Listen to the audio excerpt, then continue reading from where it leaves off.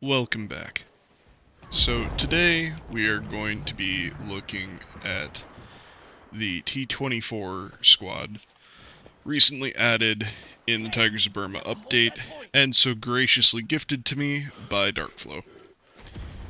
So, I did get the squad for free.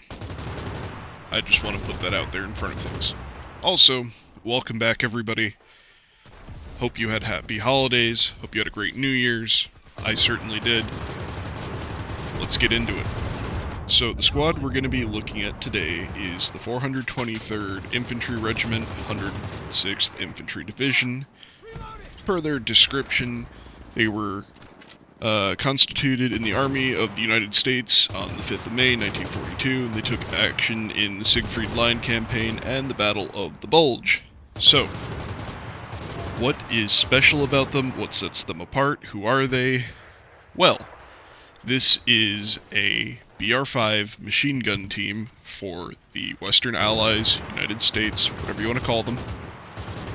This squad consists of 6 soldiers, 5 of which are premium, 1 is an engineer, 4 are machine gunners, and it has 1 more slot that you can add either a tech tree anti-tank soldier or a tech tree engineer. Moving on from there, they come with the T24 on all of the premium soldiers, so the engineer and the 4 machine gunners.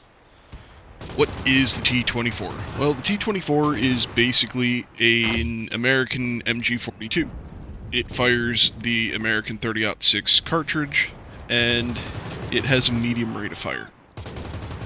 So, going into its stats, it hits for 13.2, this is pretty standard, the 1919 does about the same. It shoots at 670 rounds per minute, reload of 5.7, which is incredibly long, shot deviation of 47, recoil control percent 15, 16, 18 vertical horizontal, 100 round, it's not really a magazine, it's a belt. And it weighs 13.7 kilos, so it is a big old chonker. Now, going into using this gun, when I saw it announced, I was personally really excited for it. America doesn't really have a high BR machine gun team, and I like machine guns. I just think they're fun, I think they're cool. Sometimes they're a little bit cumbersome, sometimes they're a little bit obnoxious to use, but generally speaking, I enjoy them. Your mileage may vary. What I was hoping for with this gun was basically an American MG42, which this is not.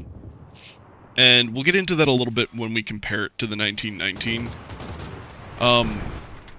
Generally speaking, I wish that it shot a little bit faster, but, such is life. So, comparing it to the 1919, bear in mind, my 1919s are not fully upgraded, but, it's a 10% difference in stats, so it's really easy to do the math on them. So, the 1919 A6 is by far one of the best machine guns in the game. Its real drawback is its fire rate. So, the 1919 stock fires at 500 rounds a minute, should be about 550 when you fully upgrade it. It will reload a little bit faster, but it starts at 6.5. You can imagine that probably goes down to around 5.5, somewhere in that range, maybe a little bit lower. The shot deviation is 40, recoil control percent is 10, 13, 15, so it has very good stats when it comes to its recoil. If you've ever picked one up and used one, or if you have them, it doesn't matter if it's stock, it doesn't matter if it's fully upgraded, it basically feels like it has no recoil. You can just stand there and you can just beam people down. It is a fantastic light machine gun. Its only drawback is that it shoots kind of slowly. And you can make an argument that it doesn't have the best sights in the world, but they're not bad. They're pretty open, like in that you can see around you, and that's good enough for me, even if the sight itself isn't perfect. It has a 100 round belt, it weighs 14 kilos, so it is also a chonker, and it does have a 35% sprint factor, which, looking back at the T24, it has a 45% sprint factor, so might help, might not. I usually run movement speed perks, so I don't really notice it too much. The real difference between these two is going to come down to the sights and the fire rate. And the T24 is coming in at 670 rounds a minute, which is like 120 rounds a minute faster than the 1919. Is it noticeable? Yeah, kind of. Is it as much of a difference as I had hoped for? Not really. So, what I really wanted out of this was an American machine gun that still fit the more defensive machine gun style that the 1919 has. So, for comparison, the BAR, for example, is more of like an assault gun that fits into the machine gun category in that it's very comfortable to use while you're being mobile and while you're pushing positions, whereas the 1919 works for that, but it's big, it's heavy, it's cumbersome, takes time to like move around with it, aim down sight, whatever. It's more conducive to sit in a defensive position or to like move up into cover and then give like fire support with it. This is another machine gun that fits that category, similar to like the MG42 in the German tech tree. What I was hoping for, though, is more separation between the 1919 and this gun, because this is a phenomenal gun, and the 1919 is also a phenomenal gun. But the 1919 is in the tech tree, so I was hoping for something to make this stand out a bit from there. I'm not sure that it stands out enough if you already have 1919s to make it like automatically get it, it's gonna change your machine gun experience.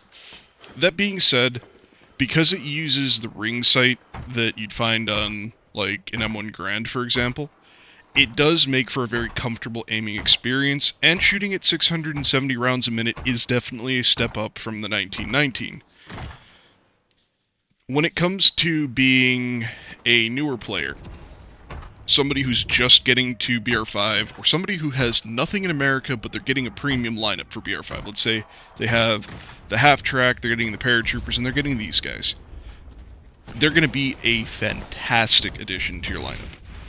The nice thing with machine gun squads in the past was that you got 5 machine gunners in this, well, an engineer with a machine gun and 4 machine gunners. So effectively, you had 5 machine guns.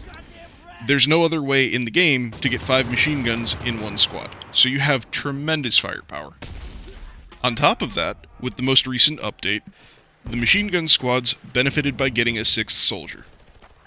And that is especially significant because machine gun squads in the tech tree are 7-man squads with 3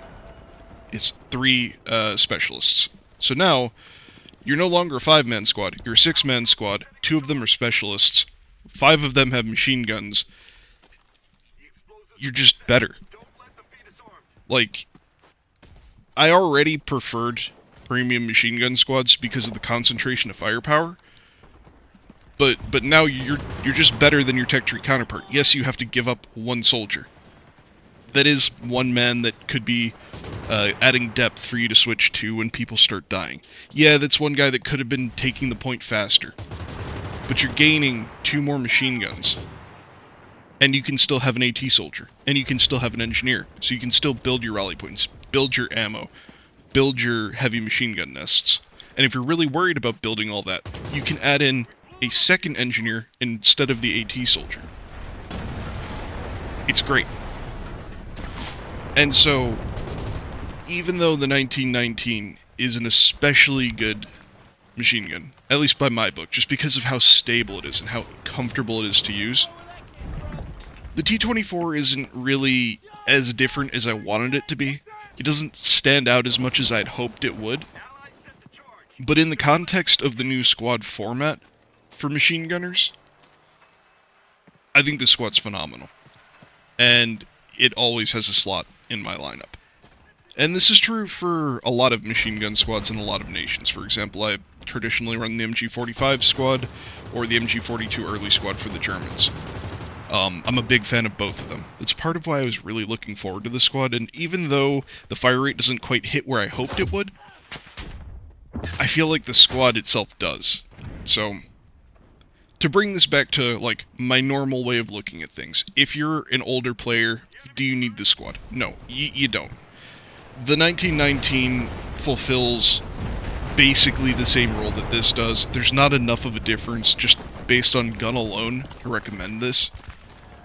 However, based on squad composition, these guys could have had any gun, and not any gun, but I mean they could have had many different light machine guns that are not as powerful, and they still would have very, very good value just because of the amount of them that you could bring.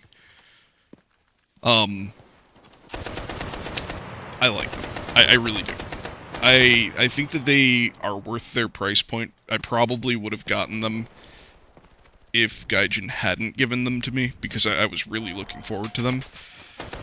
Admittedly, it is a squad that I would consider waiting for a sale for, but they're not going to be in, like, a sale if it, like, what's going on right now. They probably won't be in the next sale. They'll probably be the sale after that. But I like them a lot. But to be fair, I will acknowledge I am kind of biased towards machine gun teams because they fall in my tier list of squad types. They fall into the like upper end of that because, for example, machine gunners, there's no way of getting this many machine guns in a squad outside of a premium machine gun team. Snipers, there's no way of getting that many snipers outside of a premium sniper team. Flamethrowers, there's no way of getting that many flamethrowers outside of a premium flamethrower team. So like those squads always are intrinsically really high value in my opinion, and so I'm always going to recommend them. These guys have the benefit of having a very good gun. It just doesn't have the stats that I ideally wanted it to, but it's still a really good, really comfortable gun to use. So I feel like I can comfortably recommend them. But my point before that I was getting at is even if they had a subpar gun, like even if they had like, I don't know, like a special like Johnson LMG, which is a BR4, I still probably would recommend them just because you'd be getting 5 of them plus an AT soldier. And I just think that's a very lethal combination. So, moving on from there, how did I outfit them? So, all of mine have Browning high-power pistols, except for the AT guy, because my AT Soldier 2s don't get them yet, because I don't play my AT squads enough. They came with large backpacks. Now, they're 100-100 for their ammo count. You can make a very compelling argument for bringing large ammo packs instead. I think I would still bring the large backpack on the Engineer because I like the extra survivability from extra med kits. With the Engineer, you can build ammo points, and 200 rounds is pretty decent. It really just depends on how long you plan on staying alive. And if they had the fire rate of like an MG45, I probably would be running ammo packs on them, just because they'd be blowing through their ammo. But at 670, it's pretty manageable, so I think you're okay not running ammo bags, but they'll probably feel better with ammo bags, but it's a personal choice. I don't think it's going to significantly change your experience either way. Other than that, I gave them all AP mines because I'm a degenerate. They all have flasks. The Engineer has a shovel, which I believe he came with. They all have explosive packs. Sometimes I swap them out. Like, I like to run Molotovs on my Engineers because... Or not my Engineers, my AT Soldiers, because you can blind a tank with the Molotov, and they'll sometimes back off, and then you can take them out during that. But it's up to you. As long as explosive packs continue to make every infantryman an anti-tank soldier, I'm going to continue to run them on everybody. So, hopefully, at some point they'll change it, but until they do, I'm going to keep running them. Other than that, my AT Soldier has an off and roar because they just came out with them for the Americans. They're filthy, I love them, they're great. And closing out, the last guy has a T20 rifle. It's a great rifle. I like them a lot, and I highly recommend them on all of your rifleman and rifleman adjacent soldiers. Other than that, as far as perks go, they come with horizontal. I've been playing with it a little bit with and without. I've got a couple soldiers set up either way. I'm not sure it matters too much, especially with the bipod. You can just set it up and ignore both, but 18 horizontal is probably enough that it's worth keeping the horizontal recoil.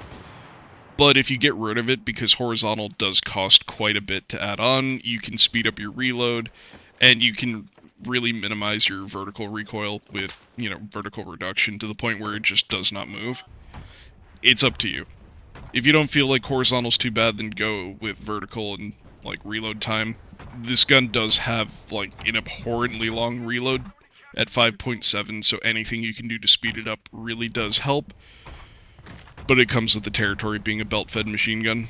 Other than that, everything is up to you. I like Vitality because Vitality's the best perk in the game. Taking more bullets is it's just good. And then in mobility, I like medpack usage speed and run speed. It's just a combination that I like. They only have 16, so you have to give up some points in each of them, but, you can pick whichever perks you prefer. So let me know what you think down below. Have you picked them up? Do you like them? I do like them. I still really wish that their fire rate was higher. Like, if they had about 1,000 rounds, it didn't have to be 1,000. It could have been like 990 or whatever, and I would have been content. I just really wish that they had more to differentiate themselves and set them apart from the 1919, because the 1919 is established in its own category as being very good. That being said, the extra fire rate over the 1919 is great. The sight system on this gun I prefer over the 1919. Plus, it's kind of a nifty captured, modified, rebuilt American weapon, and I think that's really cool. So, let me know what you think down below. As per usual, get out there, kick ass, take names, and win your games. Regroup on me.